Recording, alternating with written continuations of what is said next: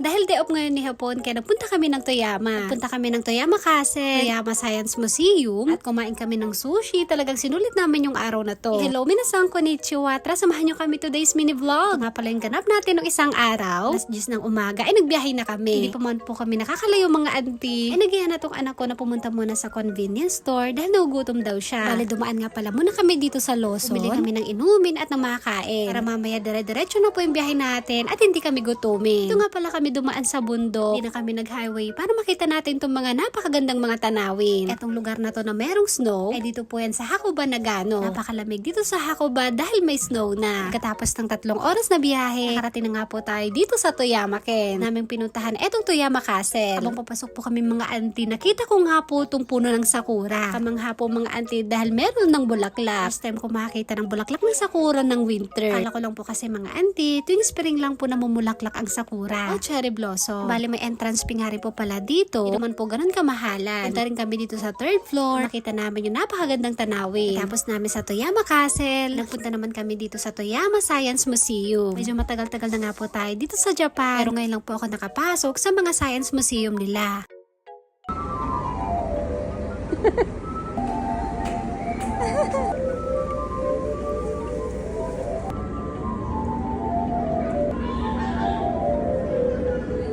Enjoy nga po kami dito mga auntie dahil ang daming pwedeng makita. Nakikita din natin dito yung mga sea animals. Meron din ako nakita ditong butiki at saka kalapati mga auntie. Ito naman yung bahay ng ibon na punong-puno ng hangin. Alam nyo ba dito sa museum, meron din ako nakitang poso. Aming mga Ilocano, ang tawag namin dito ay bumbaan.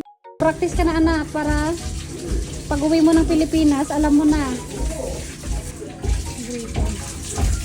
Kinasubo ko kay Kensen yung poso para kapag inuwi ko siya sa Pinas, ay alam niya nang gamitin. Dati, ganun din daw yung ginagamit ng mga Hapon. Meron din silang poso o gripo. Kung sa Ilocano ay bumbaan. Subukan din namin tong napakalakas na hangin. Kensen naman po mga auntie, enjoy na enjoy. Punta nga rin pala kami dito sa planetarium nila para manood at para talaga kaming nasa space. Kung na po binidyohan yung ibang kaganapan, kapag nag-start na, hindi na po tayo pwedeng mag-video. Sobrang ganda mga auntie, para talaga kaming nasa langit. Makadaming between at kitang-kita yung mga planet. Kung sa planetarium, ay iba din po yung bayad ng entrance. Medyo matagal nga rin pala siya mga auntie, bali inabot po kami dun sa loob ng mahigit 40 minutes. Doon sa Science Museum, nag-i-start sila ng alas 9 hanggang alas 5 ng hapon. Tapos namin dun sa Science Museum, diretso kami dito sa Kito-Kito para kumain ng sushi. Papaluhan na nga ako dito dahil ang tapang-tapang ng wasabi. Dumot nga may tiing kabil ko.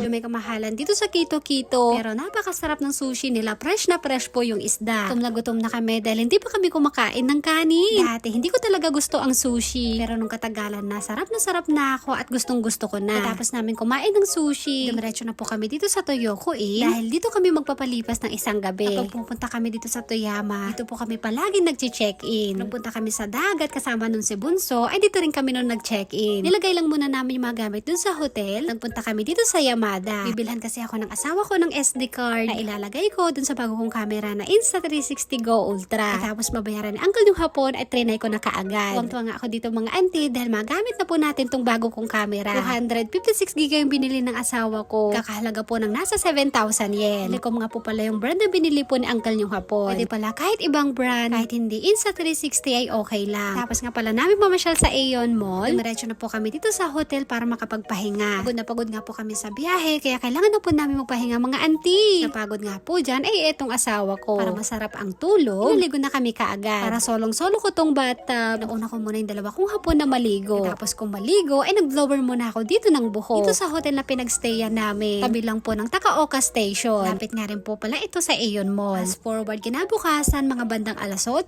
kain na po kami ng almusal. Late na po kami nagising mga auntie. Yung breakfast natin mga auntie, merong isda, tamagoyaki, yakisoba, meron ding karage. Napakabilis ng araw. Dahil natapos na yung isang gabi namin dito sa Toyoko Inn. Mga oras nga pala na to, si Uncle yung hapon po ay naliligo na. Fast forward, pagkatapos namin mag-asikaso, ay nag-check out na kami. At kami ng ilang minuto, papunta naman sa parking. Ito yung gustong gusto ko sa asawa ko mga auntie. Kapag day off niya, ay ginagala po niya kami. Biyahe kami ng ilang minuto, papunta naman dito sa outlet. Ulan nga po dito sa Toyama. Expect ko po mga auntie ay nag-i-snow din dito. Tamang libot lang kami dito sa loob. Tamang tingin tayo ng mga nakasama. sale. Napaaga ata kami ng punta dito sa outlet kaya wala pang masyadong tao. Cost ko nga pala dito sa loob ng outlet mga auntie kaya heto. Hindi ako ng pwede nating bilhin. Liit lang tong shop na to kaya konti lang yung mga items. Bili ako ng chocolates na kakainin namin sa biyahe. Mas dumaan nga rin pala kami dito sa Godiva. Order ako ng milk chocolate na merong cookies. Isang dark chocolate para naman kay uncle yung hapon. Siyempre, titikman din natin. Sarap na sarap talaga ako dito sa Godiva. Pagkatapos namin dun sa outlet, nagbiyahe ulit kami pauwi ng Nagano. At habang nasa biyahe naman, ay nanonood po kami dito ng movie. Bale, dito ulit kami dumaan sa Negata. Nag-snow din dito, kaya pala sobrang lamig. Pagkatapos ng mahigit 3 oras na biyahe, nakauwi na po kami ng Nagano. Dito sa labas ng pintuan, meron kaming nakitang napakadaming mansanas. Pinadala po ito ng kaibigan ni uncle yung hapon. Bandang alas 7, pagkatapos namin magpahinga, diretso kami dito sa restaurant para kumain ng ramen. Saktong-sakto nga itong mga auntie sa malamig na panahon. Yung po mga auntie kahit nakakapagod yung isang araw naming pamamasyal, ay sobrang saya at nakaka-enjoy. Lalong-lalo na kapag kasama ko tong 2